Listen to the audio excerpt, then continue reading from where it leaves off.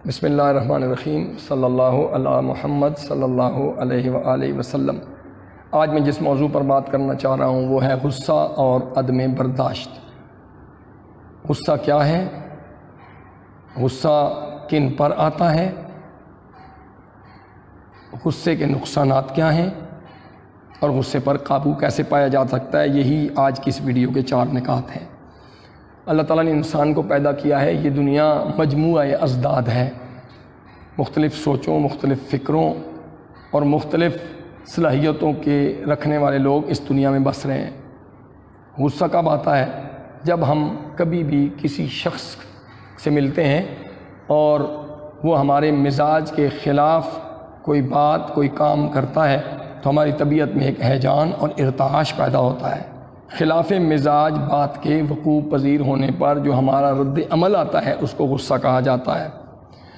غصہ آتا کن پر ہے، کیوں آتا ہے؟ جب ہم کسی نااہل کو کسی بڑی ذمہ داری پر بیٹھے ہوئے دیکھتے ہیں تو ہماری طبیعت میں ہیجان برپا ہوتا ہے۔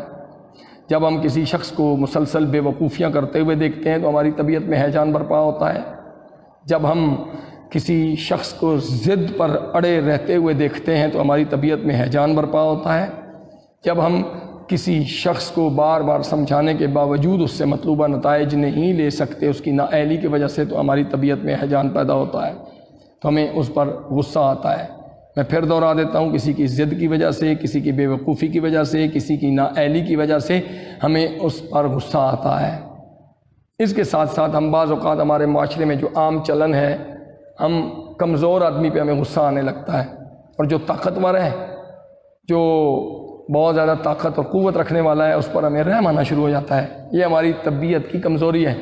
ہمارے معاشرے میں عام چلن ہے کہ کمزور پہ غصہ اور طاقتور پہ رحم، حالانکہ یہ ہر حوالے سے، اخلاقیات کے حوالے سے، سماجیات کے حوالے سے، یہ بالخصوص شریعت کے حوالے سے بالکل متصادم نظریہ ہے۔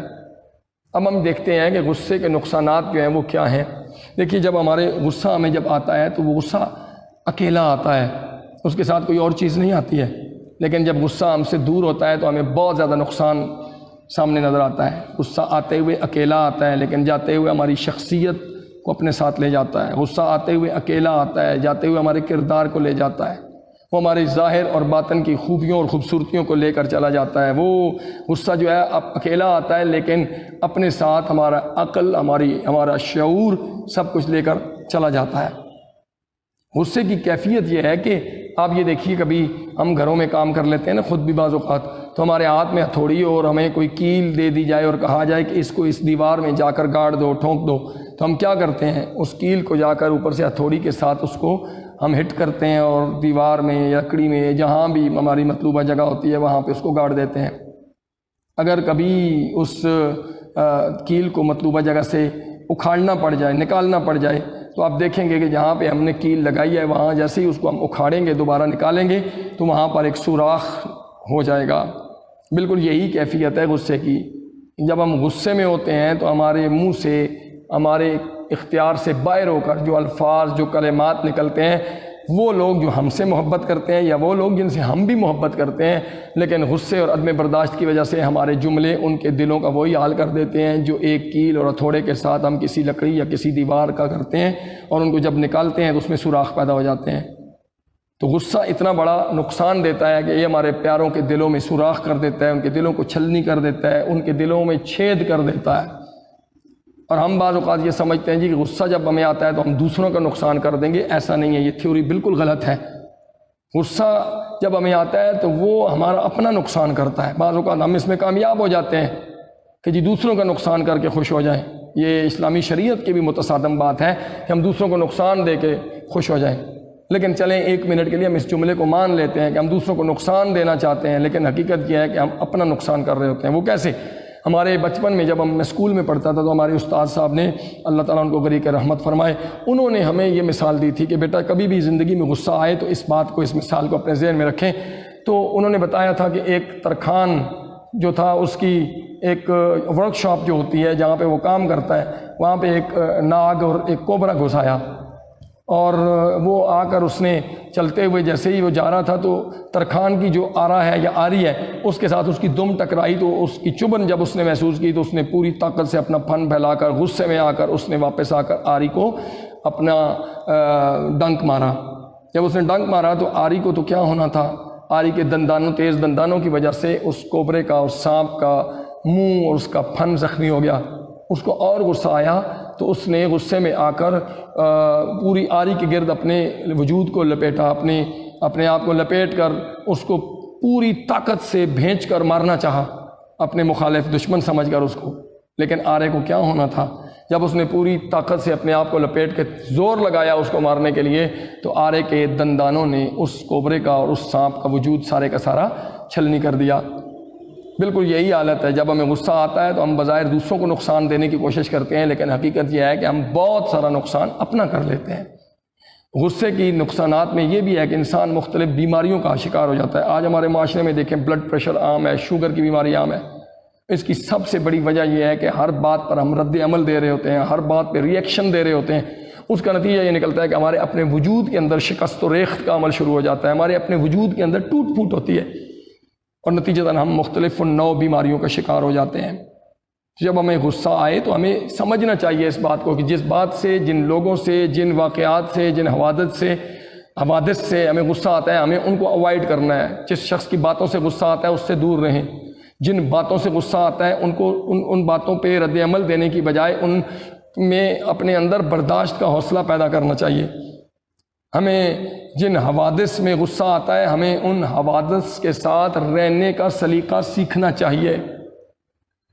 آج آخر میں ہم اس بات پر غور کرتے ہیں کہ جب ہمیں غصہ آ جائے تو ہم کیا کریں، اس غصے کو کیسے قابو پا لیں۔ ہمارے لیے سب سے رہنما اصول اللہ اور اللہ کے رسول صلی اللہ علیہ وآلہ وسلم کی ذات اور آپ کی بات ہے۔ حضور رحمت عالم صلی اللہ علیہ وآلہ وسلم نے ارشاد فرمایا، لوگوں جب تمہیں غصہ آتا ہے تم اپنے غصے کو قابو پا لو اور پانی پی لو۔ غصہ آگ ہے، پانی اس آگ کو بجھانے کا کام کرتا ہے۔ ہم اگر بیٹھے ہوئے ہیں تو ہمیں اٹھ کر کھڑے ہو جانا چاہیے، ہم لیٹے ہوئے ہیں تو بیٹھ جانا چاہیے۔ غصہ آتا ہے تو اگر ہم بیٹھے ہوئے ہیں تو ہمیں کھڑے ہو جانا چاہیے، اگر کھڑے ہیں تو غصہ آ گیا تو ہمیں چلنا چاہیے۔ ہم اپنی حالت کو جب تبدیل کریں گے تو ہمارا غصہ آٹومیٹیکلی آہستہ آہستہ اختتام کی طرف بڑھتا جائے گا۔ حضور صلی اللہ علیہ وآلہ وسلم سے عرض کیا گیا، حضور بتائیے، آپ ارشاد فرمائیے پہلوان کون ہوتا ہے؟ آقا نے پتہ ہے کیا فرمایا؟ حضور رحمت عالم علیہ السلام نے فرمایا، لوگوں تم یہ سمجھتے ہو کہ پہلوان وہ ہے جو دوسرے پہلوان کو پچھاڑ دے، گرا دے، اس کو شکست دے دے۔ آپ نے فرمایا، لوگوں سنو، پہلوان وہ ہے جو اپنے غصے پہ قابو پا لے۔ اس سے بڑی حجت، اس سے بڑی دلیل اور کیا ہو سکتی ہے کہ ہمارے پیارے آقا علیہ السلام نے اس شخص کو پہلوان قرار دیا جو اپنے غصے پہ قابو پاتا ہے۔ اگر اس اصول اور فارمولے کے مطابق ہم دیکھیں تو آج ہمارے معاشرہ جو ہے وہ طاقت اور بہادری اور سرفروشی سے بالکل تہی دست ہے۔ ہر شخص دوسروں کو کوئی بھی شخص دوسروں کو برداشت کرنے کے لیے کسی طور پہ بھی تیار نہیں ہے۔ آقا کریم علیہ السلام سے ایک اور موقع پہ جب عرض کیا گیا، حضور آپ فرمائیے جنت میں لے جانے والا عمل کون سا ہے؟ تو میرے پیارے آقا مولا جناب سیدنا محمد الرسول اللہ صلی اللہ علیہ وآلہ وسلم نے فرمایا، لوگوں جنت میں لے جانے والا عمل یہ ہے کہ تم اپنے غصے کو قابو پا لو۔ تو آج ہمارے معاشرے میں ہمیں اپنے غصے پر قابو پانے کے لیے ہر ممکن کوشش کرنی چاہیے۔ اور آخر میں یہ بات کہنا چاہوں گا کہ نوجوان العمر لوگوں کے لیے کہ ہم چیلنج قبول کرنے والے ہوتے ہیں۔ ہم جہاں پہ رستہ نہیں نکلتا ہے وہاں سے نکالنے کی کوشش کرتے ہیں۔ ہم ناممکن کو ممکن بنانے کی طاقت رکھتے ہیں۔ ستاروں سے آگے جہاں اور بھی ہیں، ابھی عشق کے امتحان اور بھی ہیں۔ تو ہمیں آگے بڑھنے کے لیے کیا کرنا ہے؟ اپنے غصے پہ قابو پانا ہے، اپنی صلاحیتوں کو دو چند کرنا ہے۔ تو میں بس آخر میں یہ کہوں گا کہ ہمیں اپنے غصے کو چیلنج کرنا ہے۔ اگر ہمیں غصہ آ جاتا ہے تو ہم اپنے غصے کے سامنے پہاڑ بن کر ڈٹ کر کھڑے ہو جائیں کہ نہیں، آج میں تجھے شکست دے دوں گا۔ جب ہم اپنے غصے پہ قابو پا لیں گے ہماری صلاحیتیں دو چند ہو جائیں گی۔ اپنے غصے پہ قابو پا لیں گے ہمیں حوصلہ مل جائے گا، اپنے غصے پہ قابو پا لیں گے ہمیں برداشت کا مادہ اور عنصر پیدا ہو جائے گا۔ تو آج کی اس گفتگو سے میں امید کرتا ہوں کہ مجھ سمیت ہم سب سننے والے جتنے بھی ہمارے موجود ہیں وہ اپنی تمام معاملات کو ایک بار ریویو کریں گے، اور میں اللہ کی ذات سے امید کرتا ہوں کہ انشاءاللہ جب ہم ان باتوں پہ غور کرتے ہیں، ریویو کریں گے، تو اللہ تعالیٰ ہمارے لیے بہت آسانیاں پیدا کرے گا۔